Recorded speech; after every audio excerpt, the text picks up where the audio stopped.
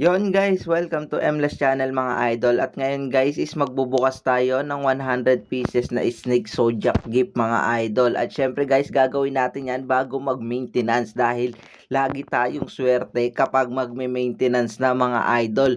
Ang tawag ko dito guys is maintenance buff mga bossing. Kaya wag na natin yan patagalin guys. Simula pa lang guys, napakarami na natin nakukuwang mga item, mga puro mga lotion, saka mga soft drinks guys na magagamit natin yan pagka nag-auto dungeon tayo. Yan guys, napakaganda talaga ng mga bigay dito sa Kabal Infinite Combo C mga idol. Wala talaga ako masabi at ang swerte talaga ng karakter natin mga bossing. Saan ka pa makakakita guys ng mga RPG games na kahit hindi mo naman birthday, bibigyan ka ng birthday ring guys. Walang iba yan kundi dito sa Kabal Infinite Combo C. Ayun guys, pumaldo nga tayo guys. Nakakuha tayo ng Arcana of Loss na plus 7. Kaso nga lang 7 days din. Kala ko paldo na guys. Paldog pa rin pala mga idol. Pumaldo na naman guys si Kabal Infinite Combo si sa atin mga idol, pero okay lang yan. Buti na lang maraming Fury Potion na mga nakuha at magagamit natin yan sa Eka mga bossing. At itong isang birthday ring, saktong sakto